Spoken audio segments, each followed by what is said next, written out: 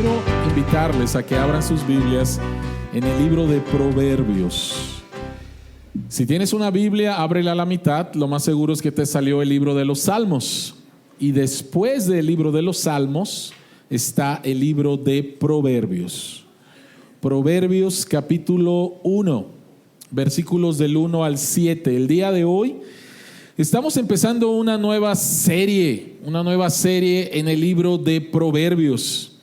Y posiblemente te has estado preguntando en estas primeras 2 semanas del año acerca de cómo puedo hacerle para muchísimas cosas. A lo mejor tiene que ver con tu matrimonio, a lo mejor tiene que ver con tu trabajo, a lo mejor tiene que ver con la crianza de los hijos, a lo mejor tiene que ver con dinero, a lo mejor tiene que ver con salud. Señor, necesito sabiduría para decisiones que tengo que tomar con respecto a todo esto. Bueno, la Biblia nos ha dado un libro. Dios nos ha dado un libro en la Biblia con respecto a la sabiduría. Bueno, de hecho son 3 libros. En la Biblia tenemos 3 libros sapienciales o de sabiduría, que es el libro de Proverbios, el libro de Job y el libro de Eclesiastés. Entonces el día de hoy estamos empezando esta serie, Proverbios, sabiduría para la vida. Y el día de hoy, Proverbios capítulo 1, versículos del 1 al 7, el nombre del mensaje se llama La escuela de la sabiduría divina. La escuela de la sabiduría divina. Esta es la palabra de Dios. Proverbios de Salomón, hijo de David, rey de Israel, para adquirir sabiduría y disciplina, para discernir palabras de inteligencia, para recibir la corrección que da la prudencia, la rectitud, la justicia y la equidad, para infundir sagacidad en los inexpertos, conocimiento y discreción en los jóvenes. Escuche esto el sabio y aumente su saber. Reciba dirección el entendido, para discernir el proverbio y la parábola, los dichos de los sabios y sus enigmas. El temor del Señor es el principio de la sabiduría. Los necios desprecian la sabiduría y la disciplina. Oremos. Padre que estás en los cielos, al abrir tu palabra en el libro de Proverbios para empezar una nueva serie, necesitamos de tu sabiduría para leerla, para explicarla, para aplicarla. Rogamos que abras los ojos de nuestro entendimiento para ver las maravillas de tu ley. Rogamos, como te lo pedimos en muchas otras ocasiones, que tu Espíritu Santo nos guíe a toda verdad, la verdad del Evangelio, y la podamos creer, aplicarla a nuestra vida y ser transformados. En el nombre de Jesús, amén. Amén. Para muchos, la semana pasada fue la primera semana de clases. Posiblemente no muy buenas noticias. Pero empezaron clases, especialmente secundaria, primaria. No estoy seguro acerca de prepa, y los universitarios creo que todavía no. Creo que algunos en la universidad todavía no van a entrar, y no sé si son buenas noticias, pero va a llegar ya pronto el día, ¿sí? Y lo que pasa en el primer día de clases, cuando entras al salón de clase y entra un profesor para una nueva clase, una de las cosas que se espera que te dé ese profesor es un sílabo. Y un sílabo te va a explicar de qué se trata la clase, lo que tienes que hacer para que tengas éxito y puedas aprobar esa materia. Eso es lo que se espera. De hecho, eso fue lo que hice esta semana con mis alumnos en el Seminario Teológico Presbiteriano de México. Eso fue lo que hice. Estoy dando la clase de espiritualidad cristiana. Son 6 jóvenes. Y lo primero que hice es entregarles el sílabo y juntos leerlo para que ellos puedan entender de qué se trata y cuáles son los requerimientos para que puedan aprobar la materia. Cuando estuve en los Estados Unidos haciendo la maestría en divinidades en el Seminario Teológico Reformado en la ciudad de Charlotte, en Carolina del Norte, Una de las cosas que me sorprendió al recibir diferentes clases de sílabos de diferentes materias es que tomaron el lema del seminario y de esa manera ponían el sílabo alrededor del lema del seminario. El lema del seminario es una mente para la verdad, un corazón para Dios. Ese es el lema del seminario. Entonces, abríamos el sílabo y decía: estas son las cosas que vas a aprender en esta materia para que tu mente conozca la verdad. Y después, estas son las cosas que vas a aprender en esta materia para que tu corazón se acerque a Dios.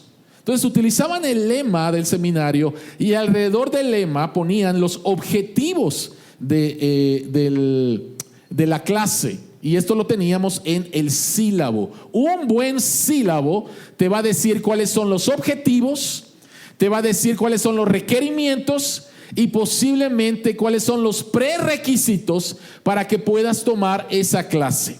Proverbios capítulo 1, versículos del 1 al 7 es el sílabo de la escuela de la sabiduría divina. Es el sílabo. Pero este sílabo gira alrededor del lema que tiene que ver con la sabiduría divina y no con el lema del mundo con respecto a aprender. En el lema del mundo, de acuerdo a Bruce Watt, que él es un experto en el libro de Proverbios, él dice que el lema del mundo es el siguiente. La escuela del mundo dice: vive y aprende. Y la escuela de la sabiduría divina dice: aprende y vive. Y son dos cosas completamente diferentes.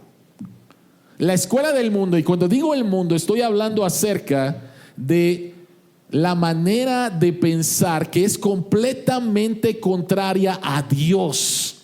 Y esa manera de pensar es: vive, haz lo que tienes que hacer. A lo mejor aprendes, pero tú continúa, no importa lo que hagas, tú sigue viviendo y a ver si aprendes algo, ¿sí? Vive y sigue adelante, a ver si aprendiste. Pero el lema de la escuela de la sabiduría divina es completamente diferente y encontramos en él desde el principio esperanza, porque dice: aprende y encuentra vida, encuentra verdaderamente vida. Y entonces Proverbios capítulo 1, versículos del 1 al 7, es como si Dios nos entregara el sílabo al entrar a su escuela, la escuela de la sabiduría divina. Y si ustedes notaron, de los versículos 2 al 4 y el versículo 6, encontramos para. Y ahí entonces encontramos los objetivos. Entonces, un buen sílabo nos va a decir los objetivos, un buen sílabo nos va a decir los requerimientos y un buen sílabo nos va a decir si hay algún prerequisito para tomar la materia. La pregunta que queremos contestar en esta mañana es: ¿por qué necesitas la sabiduría divina para vivir? Para verdaderamente vivir. Jesucristo dijo: yo he venido a darles vida. ¿Y vida en qué? En abundancia. Pero para poder experimentar la vida en abundancia que Jesucristo dijo que vino a traernos, necesitamos de la sabiduría divina, no tan solo del conocimiento. Una cosa muy diferente es una persona inteligente y otra cosa es una persona sabia. Una persona puede tener conocimiento y ser muy tonto y hacer tonterías en su vida. Vive y a ver si aprendes. Pero con Dios es diferente. Dios nos invita en primer lugar a aprender y después entonces disfrutar de la vida. ¿Por qué necesitas la sabiduría divina? Ustedes tienen sus bosquejos. 3 cosas. ¿Cuál es el propósito de la sabiduría? Y ahí serían los objetivos. Para.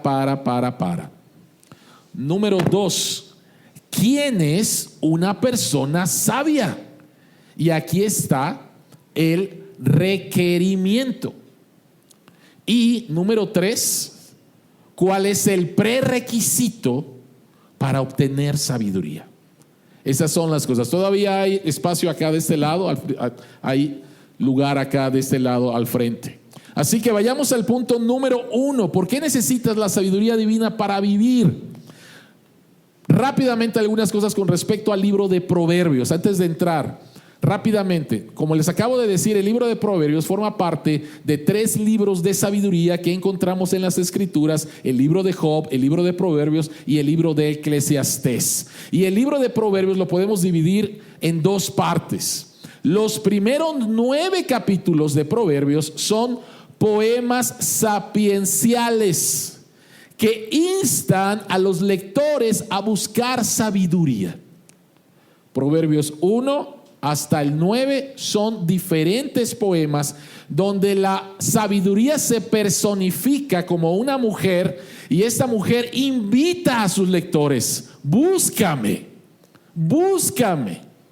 Entonces, eso es lo que pasa en los primeros 9 capítulos. Pero la segunda parte, los capítulos 10 al 31, son la aplicación de lo que recibimos en los capítulos 1 al 9. Son la aplicación.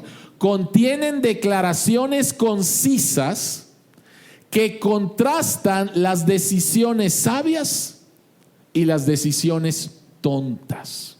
De hecho, en todo el libro de Proverbios vas a encontrar esto: el sabio y el necio, o el sabio o el tonto.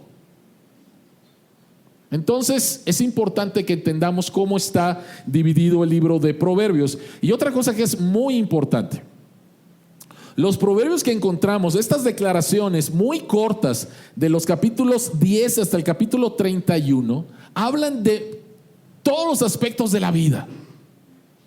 Pero es muy importante que entendamos esto: esas declaraciones, esos proverbios son observaciones de cómo Dios ha diseñado el mundo para que funcione, y no deben tomarse como promesas. Y esto es bien importante. Posiblemente uno de los proverbios más conocidos sea: instruye al niño en su camino, y aun cuando fuere viejo no se apartará de él.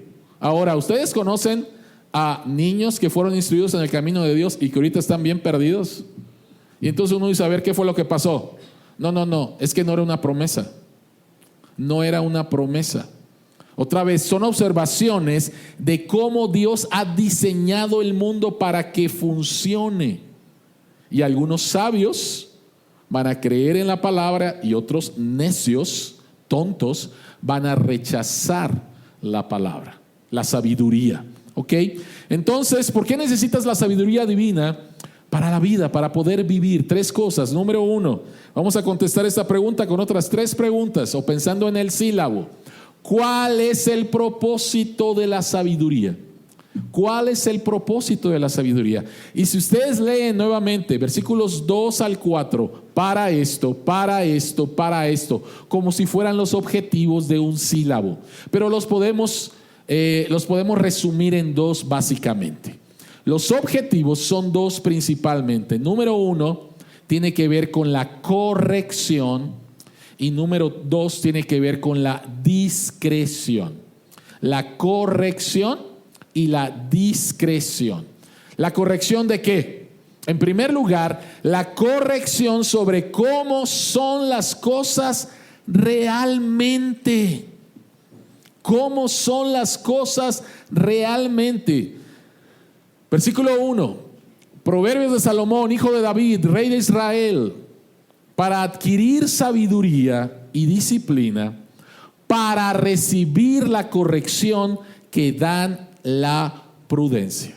¿Por qué? El énfasis tiene que ver con disciplina, el énfasis tiene que ver con corrección. Y la pregunta es: ¿por qué necesitamos corrección sobre cómo son las cosas realmente? Y entonces nos tenemos que meter a la grande historia de la redención. Muchas veces lo he dicho aquí. La Biblia es ¿qué? Es una historia que consta de 4 partes. Y la primera parte es la creación, la segunda parte es la caída, la tercera parte es la redención y la última parte es la consumación. ¿Por qué necesitamos corrección sobre cómo son realmente las cosas? Porque en el mundo en el cual vivimos no es el mundo que Dios creó en Génesis 1 y 2. No lo es.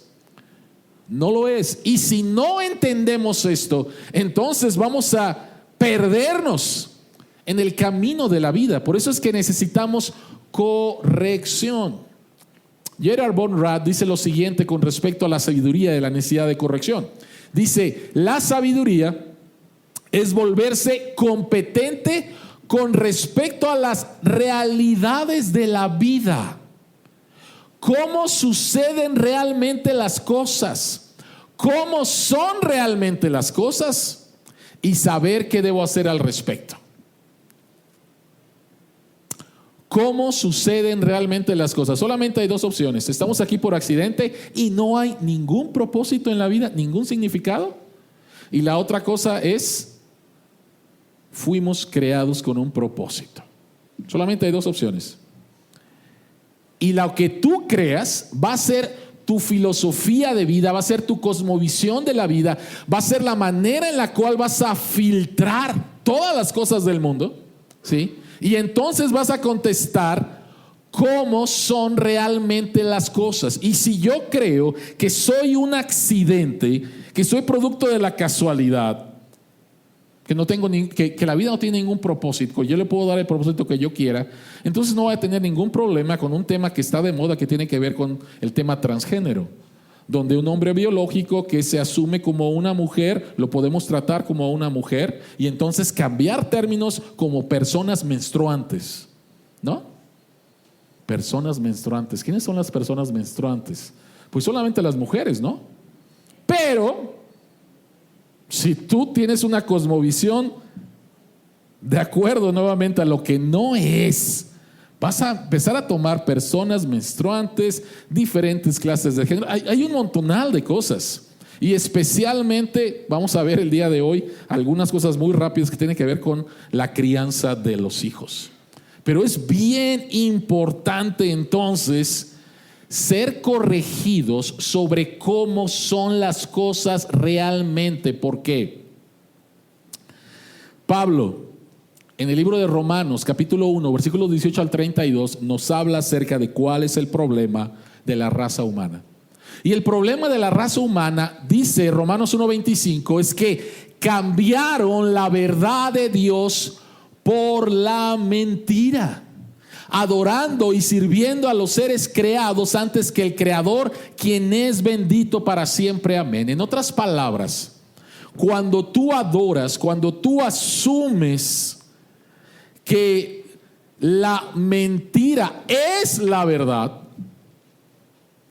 que lo más importante nuevamente tiene que ver con la creación y no el creador, no existe un creador, estás viviendo una mentira, estás viviendo como un tonto, estás viviendo como un loco, dice las escrituras, y perdón la palabra, como un estúpido.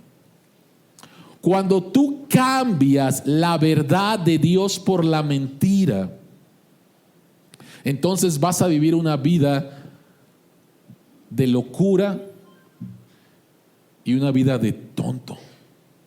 Lo que las escrituras nos enseñan es que en primer lugar hemos sido creados por Dios, que el pecado vino a desordenar todo, a contaminar todo, y que este mundo no es, el mundo en el cual vivimos no es como Dios lo creó, y necesitamos ser corregidos constantemente porque nuestra naturaleza nos lleva a constantemente estar cambiando la verdad de Dios por la mentira. Y de hecho el problema es este, querida iglesia y amigos: nacimos tontos.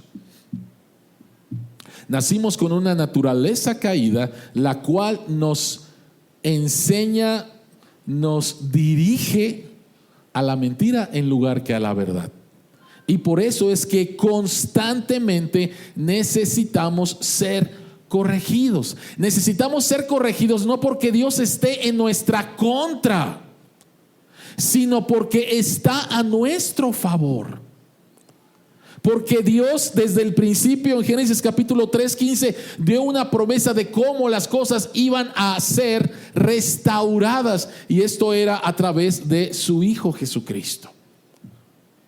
Necesitamos no tan solo saber cómo es que las cosas funcionan, cómo es que las cosas son realmente, pero también necesitamos cómo responder, cómo decir las cosas bien y en un tiempo correcto. Ahora, una cosa es saber que necesitamos corrección y otra cosa muy diferente es recibir la corrección. Vean por favor lo que dice Santiago capítulo 1 versículo 21. Dice: por tanto, despójense de toda inmundicia y de maldad que tanto abunda, para que puedan recibir con humildad la palabra sembrada en ustedes, la cual tiene poder para salvarles la vida. Una cosa es que yo sepa que necesito corrección constantemente en mi vida para realmente entender y saber cómo son las cosas.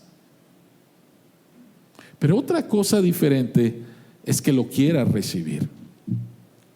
Muy diferente es que yo lo quiera recibir. Por lo tanto, no puedes tener sabiduría sin conocimiento. Pero si lo único que tienes es conocimiento, no eres sabio. Eres simplemente un sabiondo. Que yo sepa que necesito ser corregido porque no estoy viendo las cosas desde el punto de vista de Dios, quien es el creador, quien hizo todas las cosas, por lo tanto la verdad, y no quiera, no me estoy comportando como un sabio, me estoy comportando como un necio. Y una de las cosas que aprendo cuando estoy en una comunión con Dios es que la Biblia no es simplemente un libro, sino que la Biblia es una espada. ¿Qué significa esto? Tienen el texto ahí en la pantalla. Hebreos capítulo 4 versículo 12 dice: ciertamente la palabra de Dios es viva y poderosa y más cortante que cualquier espada de dos filos. Penetra hasta lo más profundo del alma y del espíritu, hasta la médula de los huesos, y juzga los pensamientos y las intenciones del corazón. Cuando vengo a la palabra de Dios, soy invitado a recibirla como lo que es, no simplemente más conocimiento y más conocimiento, sino como la espada de la palabra de Dios que va a llegar a lo profundo de mi corazón, que me va a examinar, que me va a guiar a Cristo, que me va a mostrar como en un espejo las cosas en las cuales yo necesito ser transformado para poder experimentar la vida que Jesucristo dijo que traía. Necesito la palabra de Dios. Y la otra cosa que necesito es poder entender que esta corrección es parte de la disciplina de Dios y que la disciplina es una señal de que yo soy hijo de Dios. Vean por favor Hebreos 12 del 7 al 9. Dice: lo que soportan es para su disciplina, pues Dios los está tratando como hijos. ¿Qué hijo hay a quien el Padre no disciplina? Entonces, lo primero, el propósito, la meta de la sabiduría, en primer lugar, es corrección. ¿Por qué? Porque vivimos en un mundo que ha sido contaminado con el pecado y donde encontramos mucho engaño, y necesitamos ser corregidos y ver cómo son las cosas realmente. Y cuando Dios nos corrige o Dios nos disciplina, Dios nos está diciendo: tú eres mío, tú eres mío. La disciplina suena Tiene una connotación negativa, pero realmente es una señal del amor de Dios. A la única persona que discipliné fue a mi hijo. Tenía muchas ganas de disciplinar a algunos hijos de mis vecinos, pero pues no iba por ahí, porque no soy su papá. Pero a la única persona que discipliné fue a mi hijo. Y cuando discipliné a mi hijo, le tenía que decir que lo hacía porque es mi hijo y lo amaba. Y tenía que corregir esa conducta, porque si no, esa conducta lo iba a llevar a la muerte. Y es contrario al día de hoy. La psicología moderna, hablando acerca de los niños, es déjalo ser. ¿Sí? Déjalo ser. No pongas nada que pueda obstruir su crecimiento, su desarrollo. ¿Y sabes qué es lo que está pasando? Estamos creando monstruitos. ¿Sí? Yo recuerdo especialmente, me quedó bastante claro cuando mi hijo era chico y lo invitaron a una fiesta y fuimos a una fiesta infantil. Y llegó el momento en el cual iba a ver el show, y entonces nos pidieron a todos los papás que lleváramos las sillas, arremáramos las sillas. Entonces llevamos las sillas, y especialmente vi a un niño. Su mamá le llevó la silla y el niño a patearla, ¿no? Y haciendo ahí su show el niño. Y ahí va la mamá, agarra la silla, se la vuelve a poner, y el niño otra vez, gracias mamá, fútbol casi, ¿no? Y yo decía, wow, ¿quién manda aquí? ¿Quién manda? ¿No? Este niño nuevamente avergonzando a su madre, ¿sí? Haciendo un show ahí, y no se le puede decir nada porque si no van a traumar al pobre niño, ¿sí? Le agradezco mucho a mi madre que no fue infectada por eso y utilizó la chancla vengadora y todo lo demás, ¿sí? Porque mi corazón, nací con un corazón nuevamente contaminado por el pecado. Y un niño o una niña que es dejada, ¿sí?, sin disciplina, se va a convertir en un monstruo, ¿sí? Entonces se va a convertir en un egoísta, ¿sí? Ahora, tengo que aclarar que hay de disciplinas a disciplinas, hay mucho abuso también en la disciplina y necesitamos saber verdaderamente cómo disciplinar. Pero esto es lo importante: Dios disciplina a los que son suyos. Simplemente. Dios disciplina a los que son suyos. Entonces, cuando Dios viene y en la escuela de la sabiduría divina te va a corregir para que entiendas cómo realmente funcionan las cosas, esa es una señal de que eres de Él. Dios te está diciendo: te amo, eres mío y necesito corregirte en esto, porque si no te corrijo en esto, vas a destruir tu vida y vas a destruir la vida de muchos otros. El texto continúa diciendo lo siguiente: si a ustedes se les deja sin disciplina que todos reciben, entonces son bastardos y no hijos legítimos. Si no hay disciplina y corrección de parte de Dios en tu vida, simplemente no eres cristiano. Ojo con eso. Simplemente no lo eres.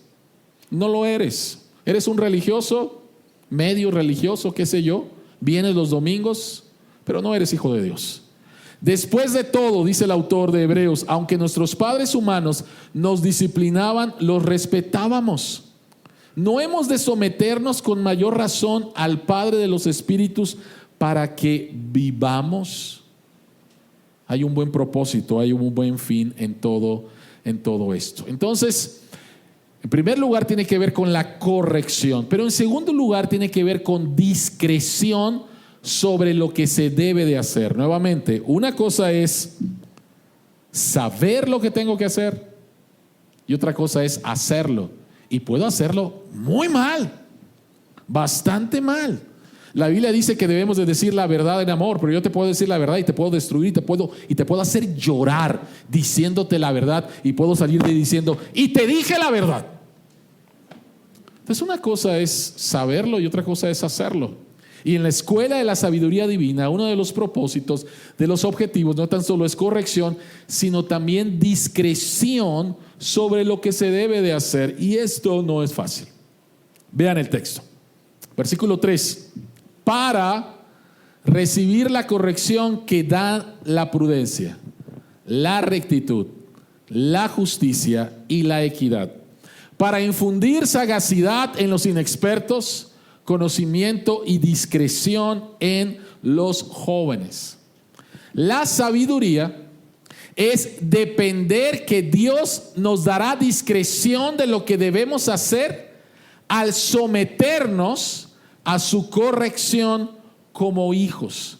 Pero sabes, una cosa, como lo acabo de decir, es muy diferente simplemente tener un libro de reglas, y otra cosa es cómo poder aplicarlas para que haya, dice, rectitud, justicia y equidad.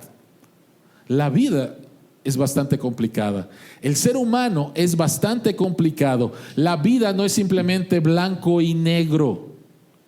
Y necesitamos de la sabiduría de Dios para saber cómo vamos a aplicar lo que sabemos que tenemos que hacer.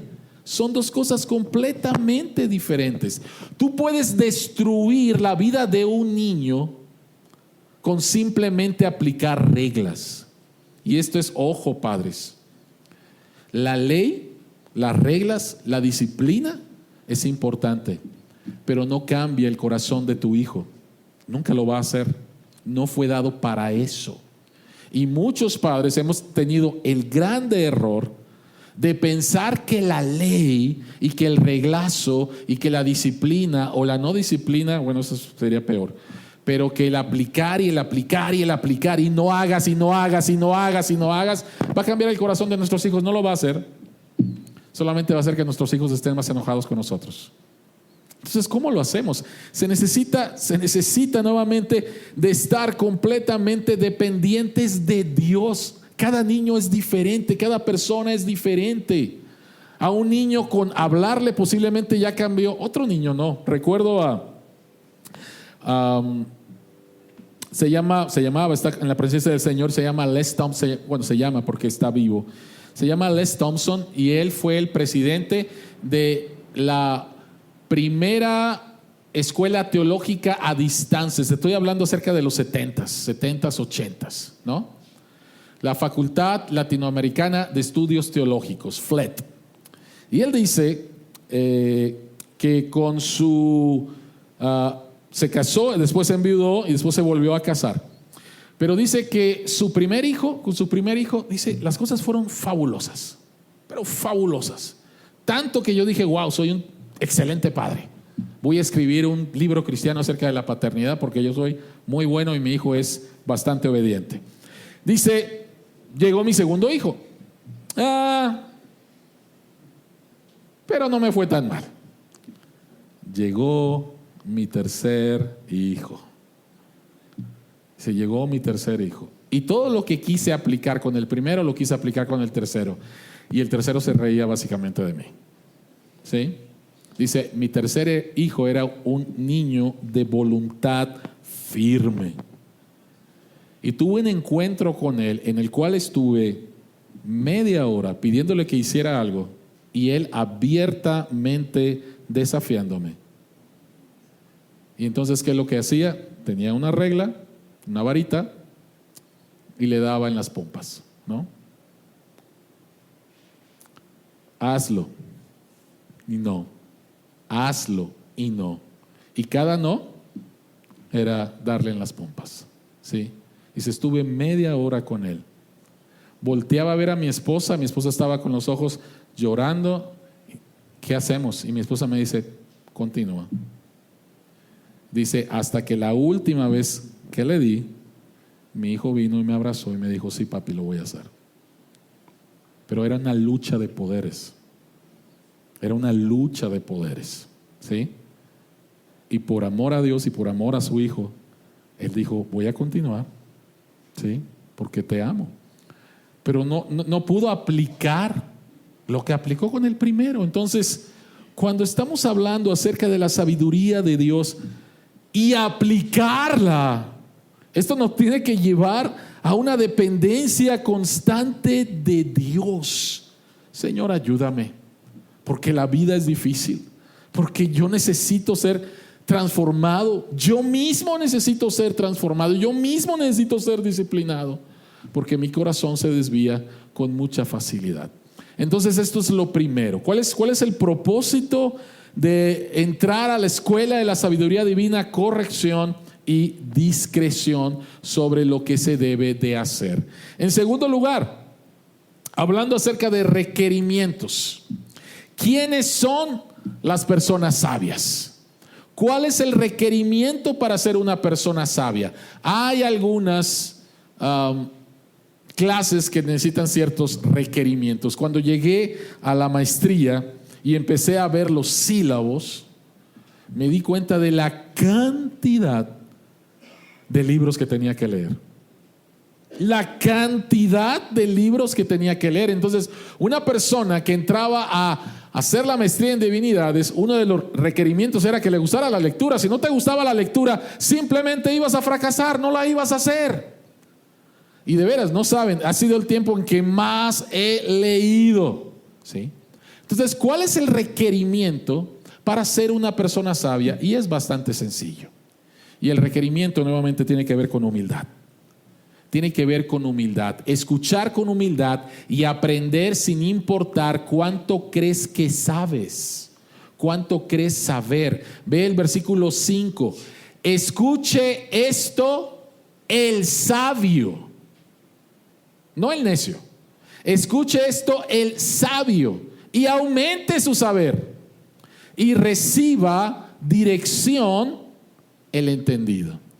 Una de las cosas que pasa con las personas que se creen sabios o que se creen inteligentes es que a lo mejor son expertos en algo, ¿no?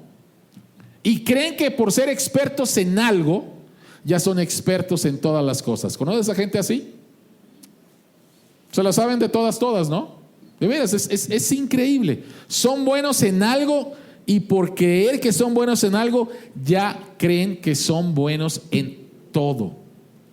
Pero una persona sabia se reconoce como una persona que necesita seguir aprendiendo. Una de las cosas que le doy muchas gracias a Dios en mi vida como pastor es que al salir del seminario no me puse a pastorear una iglesia.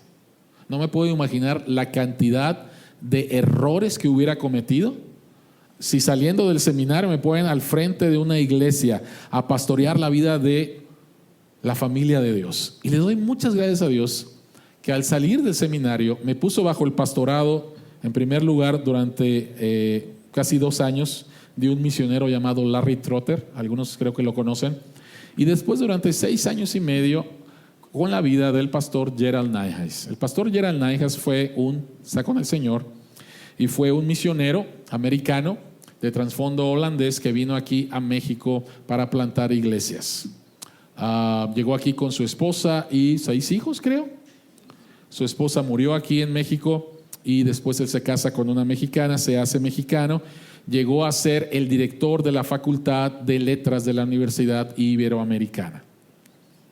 Y es uno de los hombres más inteligentes que conozco. Y una de las cosas interesantes de llegar a su casa era encontrar libros tirados por todos lados, ¿no? Y no era porque fuera un desastre, era porque él devoraba libros. Y los libros que estaban libros tirados en la sala donde él tenía su sillón, y tenía libros a la izquierda y a la derecha, y los estaba leyendo. Y después te metías a su biblioteca y encontrabas otros libros abiertos. Ibas a su dormitorio, muy pocas veces entré ahí, y también había libros abiertos. Pero había libros por todos lados. Y cuando le pregunté a él tenía una ingeniería en aeronáutica, tenía un doctorado en teología, tenía doctorado en letras. Y cuando le pregunté a él, oye, pastor, ¿por qué tantos libros? Y él dijo lo siguiente: es que los tontos necesitamos ayuda. ¿Usted tonto? Los tontos necesitamos ayuda. Ve lo que dice William Shakespeare: el tonto se cree sabio, pero el sabio se sabe tonto. Entonces, ¿cuál es el requerimiento para adquirir sabiduría? El que sepas que no lo sabes todo. Y el que sepas nuevamente que tú no eres Dios. Hay un solo Dios. Él es el creador y tú eres la criatura. Vean lo que escribió, por favor, C.S. Lewis. En Dios te topas con algo que es inmensamente superior a ti en todos los aspectos. A menos que conozcas a Dios como eso y por lo tanto te conozcas a ti mismo como nada en comparación, no conoces a Dios en absoluto. Lo que crees conocer a Dios es una mentira, es un Dios a tu imaginación, ¿sí? Pero no es verdaderamente Dios. Y uno de los requerimientos para adquirir sabiduría, ¿quiénes son las personas sabias? Las personas que son humildes en reconocer que dependen, necesitan depender del Dios que se ha revelado a través de Cristo, las Escrituras, que Él tiene un propósito para nuestras vidas y que este libro es vida. Este libro es su manual para que yo pueda tener vida. Esa es la forma, ese es el requerimiento, humildad. Y el problema es que no, nos creemos superiores a Dios. Sabemos acerca de Dios, conocemos acerca de Dios, sabemos lo que Dios dice con respecto a esto y a esto, y creemos que Dios se equivocó. Una persona orgullosa no va a poder crecer en la escuela de la sabiduría divina. Una persona orgullosa tiene más en común con los tontos que con los sabios. Una persona que no admite corrección tiene más en común con los tontos que con los sabios. Número 3. ¿Cuál es el prerequisito para la sabiduría? Hay algunas clases que no las puedes tomar si no llevaste antes algo. No puedo tomar química 2 si no llevé química 1. ¿Ok? ¿Cuál es el prerequisito para la sabiduría? Versículo 7. El temor del Señor es el principio de la sabiduría. Los necios desprecian la sabiduría y la disciplina. ¿Cuál es el temor del Señor? ¿Qué significa esta palabra, el temor del Señor? El temor a Dios es una actitud de reverencia y asombro ante el amor fiel y de pacto de Dios. El temor a Dios es una actitud de reverencia y asombro ante el amor fiel y de pacto de Dios. Pero esto es con respecto a los cristianos, porque hay una parte del temor de Dios para los no cristianos. Jesucristo dijo en Mateo capítulo 10, no tengas miedo de quien puede matarte, quien puede nuevamente hacer algo con tu cuerpo. ¿Recuerdan lo que dijo Jesucristo? ¿A quién le debemos de tener temor?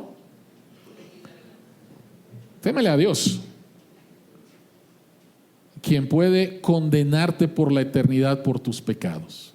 A ese le debes de tener terror. Un no creyente le debe de tener terror a Dios por causa de sus pecados, porque Dios es un Dios santo y un Dios justo, y viene nuevamente, y nadie se va a burlar de Dios, y viene Jesucristo a traer justicia para vivos y los muertos.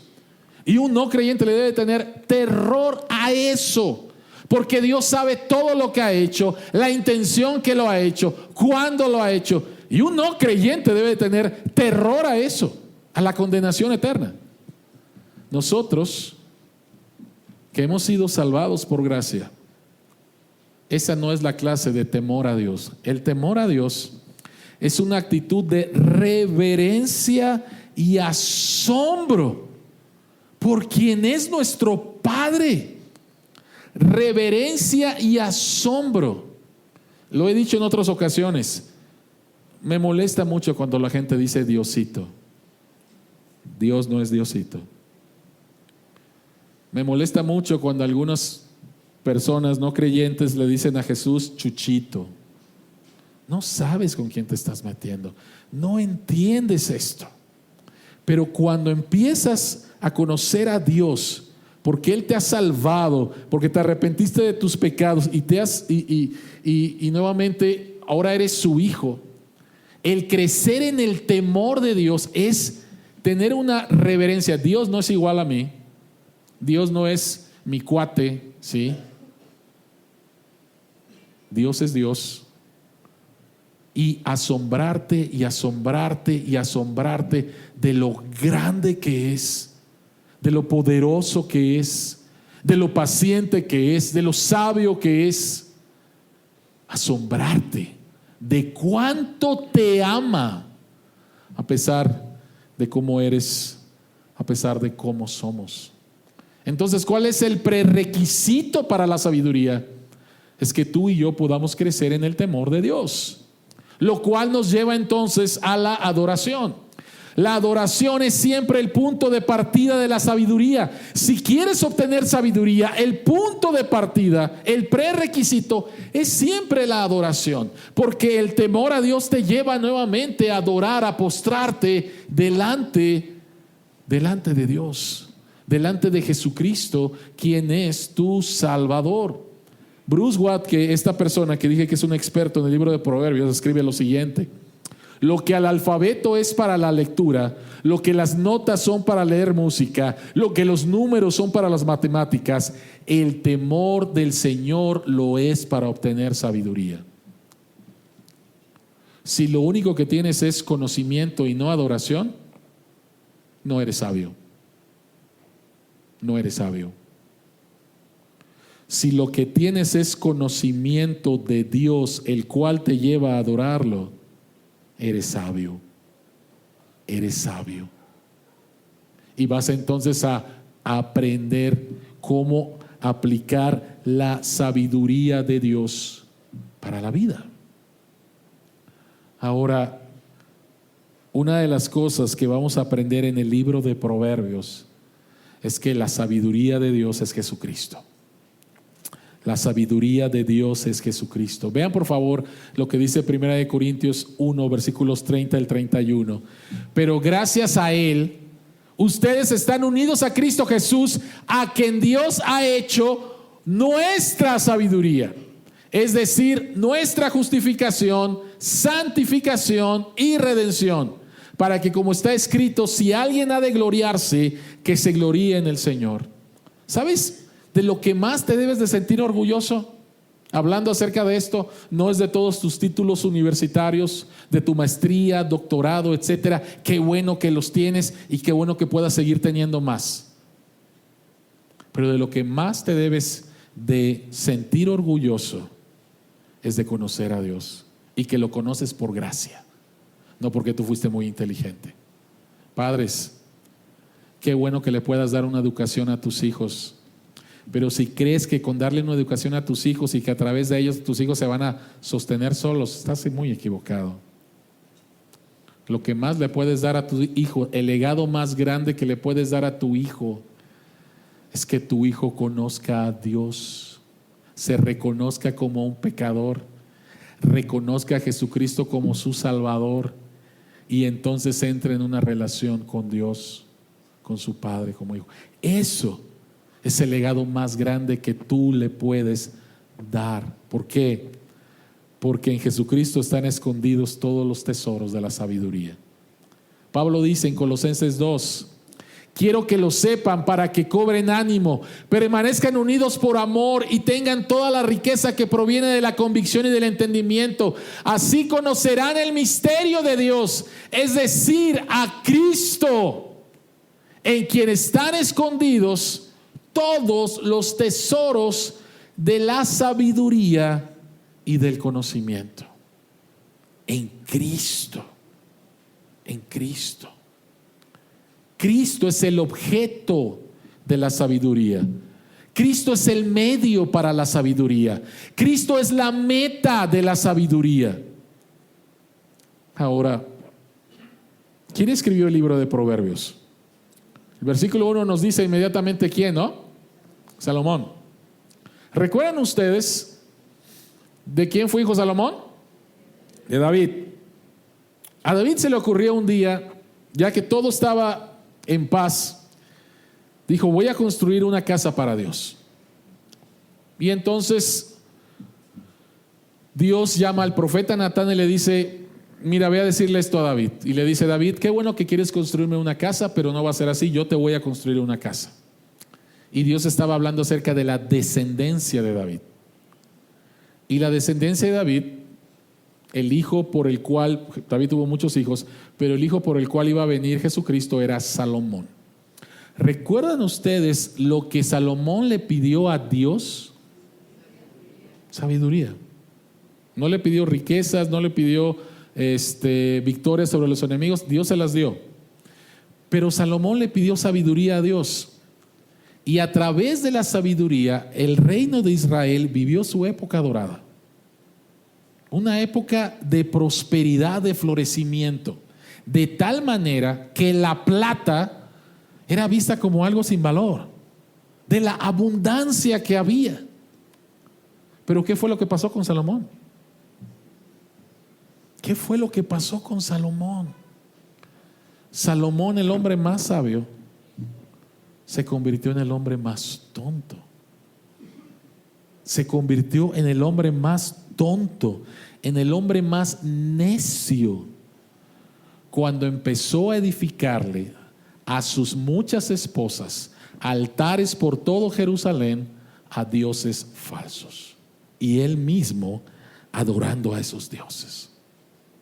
El hombre más sabio se convirtió en el hombre más tonto, irresponsable por llevar a Israel a una idolatría. Y tú dices, ¿cómo es posible? ¿Cómo es posible? Se alejó del Señor. Salomón es como tú y como yo. Necesitamos, por nosotros mismos no podemos ser sabios. Necesitamos a Jesucristo, quien verdaderamente es mayor que Salomón, que verdaderamente es el hijo de David, y quien verdaderamente nos muestra, nos revela quién es Dios, cuánto nos ama Dios, cómo somos nosotros y cómo podemos aplicar la sabiduría divina para nuestras vidas. Oremos. Señor que estás en los cielos, a ti sea toda la gloria y la alabanza y la sabiduría y el poder. Señor que estás en los cielos, queremos darte las gracias porque tú nos has dado tu palabra, la cual, Señor, es más que suficiente para vivir una vida que te agrade. Pero Padre, mientras seguimos caminando rumbo a tu casa, vivimos en un mundo que es difícil y complicado, en un mundo caído, rodeado de gente caída y nosotros batallando todavía con nuestra naturaleza caída. Y por lo tanto necesitamos de tu sabiduría para saber cómo son las cosas realmente y poder aplicar, Señor, esa sabiduría en todas las áreas de nuestra vida. Padre que estás en los cielos, gracias que nos has salvado por gracia, y el conocer tu gracia, Señor, nos hace humildes y dependientes de ti. Gracias, Señor, porque al conocerte más a ti, podemos conocernos más a nosotros y poder conocer este mundo. Gracias por Jesucristo, Señor, quien, para que nosotros nos convirtiéramos en sabios, Él se convirtió en un necio en la cruz. Porque en la cruz, Señor, Él asumió nuestra naturaleza de pecado, de rebelión. Pero Él lo hizo, Señor, porque era la única manera en la cual nosotros los tontos nos convirtiéramos en sabios por su gracia. Padre, ayúdanos a depender de ti y de crecer en el temor tuyo para glorificarte. En el nombre de Jesucristo.